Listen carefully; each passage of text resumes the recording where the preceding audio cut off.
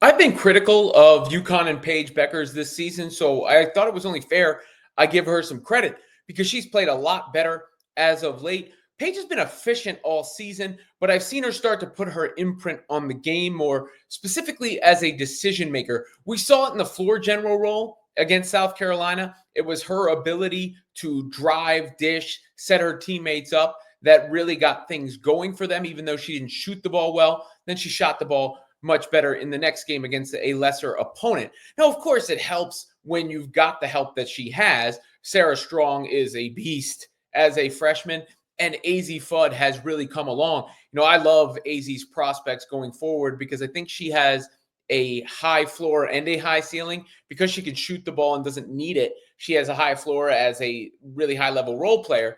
And because she can really shoot the ball and score, she has a high ceiling as a potential star, assuming she can stay healthy and continue to build on that confidence. But Geno Auriemma said he thought they'd be a good tournament team before they played South Carolina. That result and the way Paige and company have played of late are kind of proven him right. So when you look at the Geno and Paige dynamic as well, there's been a lot of almost mixed messages at times where Geno lamented Paige passing up opportunities, but then also said that she was forcing things. I think he finally got to what he was trying to say last night after the Seton Hall win in talking about how Paige doesn't need to score a lot of points to be aggressive. Paige being aggressive, whole season. This South Carolina, she's aggressive, going downhill and creating a lot of space. As you're looking at her game develop, you see she's starting to get it to, be aggressive, more aggressive. Because once you start being aggressive, it opens up the floor for everybody else. Yeah. Yeah, that's true. She draws a lot of attention to herself, which is good. And obviously,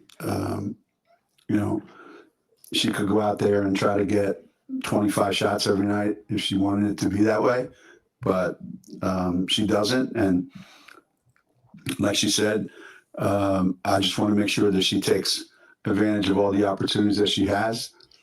But every time she does force the action, every time she is coming down the floor, and she's one of the few players out there that you see her head's always up and she sees everything that's going on. So the more aggressive she is, as you said, I think the better our team is. And that doesn't always represent how many points you scored, how many shots you took. I thought she played a great game over the weekend, and she played really well today. And what, she take 13 shots or something like that. So we count on her for a lot of things. I think the best thing she does is she plays defense and she rebounds, and a lot of big scorers, they just kind of focus on one thing. So he's basically saying she's an all-around player who can affect the game without scoring. But, he has in the past said he needs more from the best players, which was a message to Paige. So clearly, Geno sees it on himself, I think, to challenge her. That might kind of be what he's trying to do, is challenge her as the season goes along. And, Paige has dealt with a lot this year, probably. She has been anointed as the number one pick, and people talked about whether she wanted to go to Dallas and everything else. And she's had the sneaker coming. So it's probably been a lot on her mind. And she's also been around the block a few times. So she probably understands when it's go time versus when she can dial it back a little bit.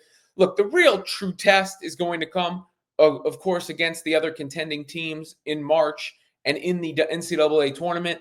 And really, I think the one thing I haven't still quite seen from Paige is that ability to just take over the game when none of the other stuff is working and say, all right, call my number, clear out, let's rock and roll. That is what I want to see from Paige a little bit, because the all-around abilities, the distributing abilities are there. And of course, the efficiency is there. I saw this shot chart floating around today. You can take a look at this.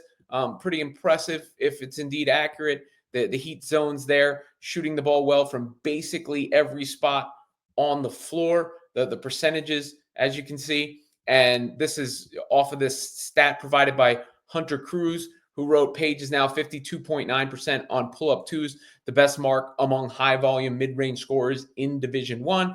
And then you can see that, come into focus in this highlight shared by Snack Protein here, where I do my best to give credit to everybody. I really try. Where you could see Paige, that's a tough shot over an extended arm, hit it on the curl, come off, fake one way, go the other way, hit it on the pull-up. Those are not easy shots.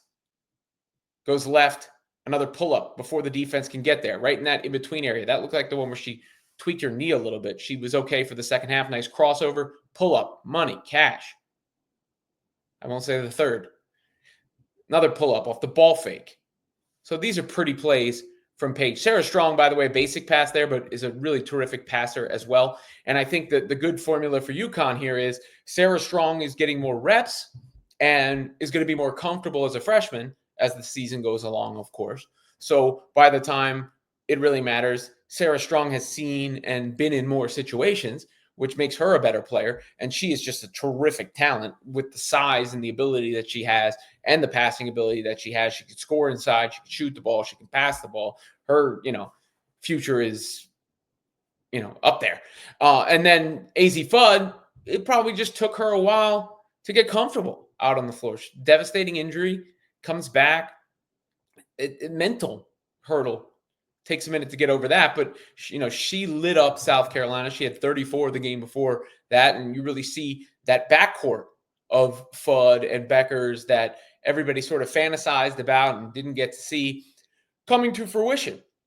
Now, I think there's a lot of teams in the women's college basketball landscape that can win it. Obviously, Notre Dame at number 1. UCLA was at number 1. USC beat UCLA. Texas is really coming on strong. LSU's pretty good. There's South Carolina, despite the 2 recent losses, have wins against 9 ranked teams. But UConn has clearly thrown its hat in the mix as well.